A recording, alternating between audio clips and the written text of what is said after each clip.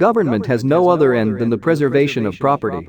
Tyranny is the exercise of power beyond right. The state of nature has a law of nature to govern it, which obliges every one. And reason, which is that law, teaches all mankind, who will but consult it, that being all equal and independent, no one ought to harm another in his life, health, liberty, or possessions. New opinions are always suspected, and usually opposed, without any other reason, but because they are not common.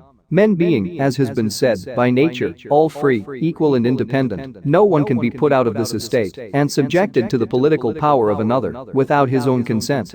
As if when men, quitting the state of nature, entered into society, they agreed that all of them but one should be under the restraint of laws, but that he should still retain all the liberty of the state of nature, increased with power, and made licentious by impunity. But there is only one thing which gathers people into seditious commotion, and that is oppression.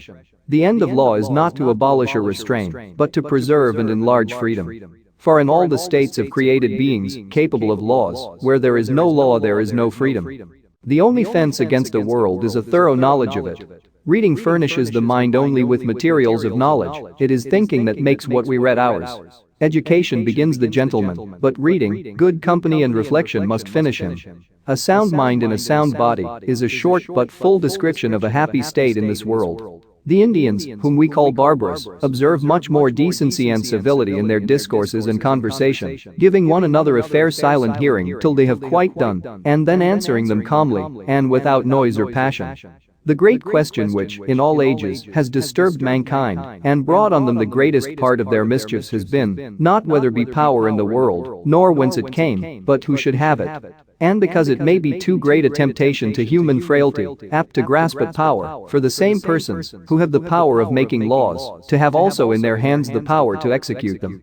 No one can be put out of this estate, and subjected to the political power of another, without his own consent. This is to think that men are so foolish that they take care to avoid what mischiefs may be done them by polecats or foxes, but are content, nay, think it safety, to be devoured by lions. Revolt is the right of the people.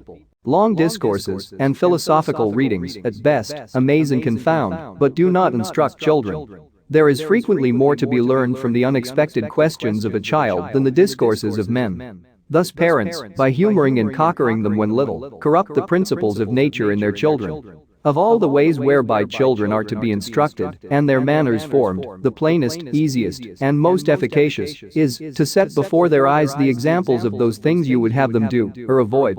A father would do well, as his son grows up, and is capable of it, to talk familiarly with him, nay, ask his advice, and consult with him about those things, wherein he has any knowledge or understanding. That which parents should take care of is to distinguish between the wants of fancy and those of nature.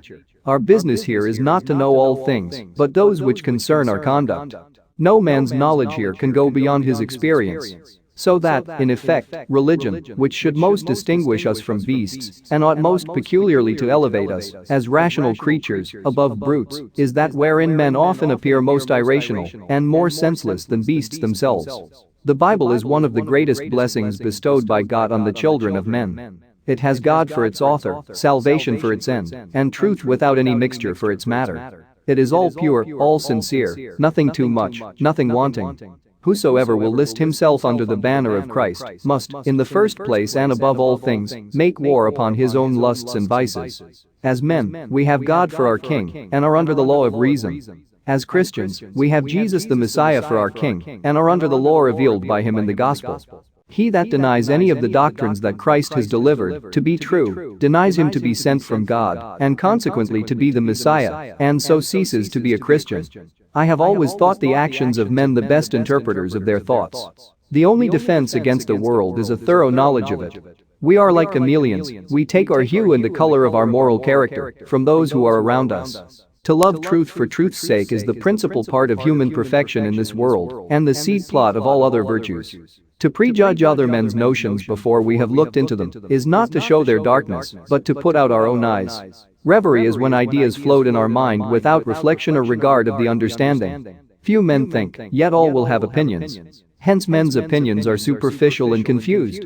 A sound mind in a sound body is a short but full description of a happy state in this world. He that has these two has little more to wish for, and he that wants either of them will be little better for anything else. One unerring mark of the love of truth is not entertaining any proposition with greater assurance than the proofs it is built upon will warrant. New opinions are always suspected and usually opposed without any other reason but because they are not already common. Whosoever will list himself under the banner of Christ must, in the first place and above all things, make war upon his own lusts and vices. It is in vain for any man to usurp the name of Christian without holiness of life, purity of manners, benignity and meekness of spirit. The improvement of understanding is for two ends. First, our own increase of knowledge, secondly, to enable us to deliver that knowledge to others.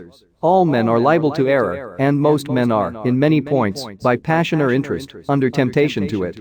I have spent more than half a lifetime trying to express the tragic moment.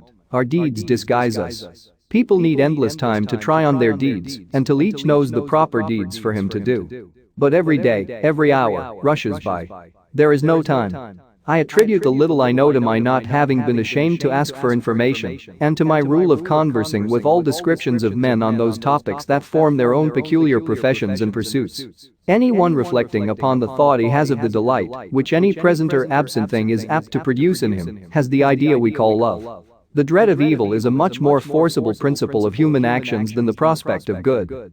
Thank you for joining us on this enlightening journey through the profound quotes of John Locke. We hope that his timeless wisdom has inspired you to embrace a meaningful and purposeful life, from the exuberance of youth to the contemplation of old age. Remember to reflect on his teachings, apply them to your own experiences, and continue seeking knowledge and personal growth. Stay tuned for more insightful content as we explore the transformative power of philosophy and wisdom from throughout the ages. Don't forget to like, subscribe, and share this video with others who are also on their own quest for a meaningful journey. Until next time, may you find wisdom and fulfillment in every step of your life's voyage.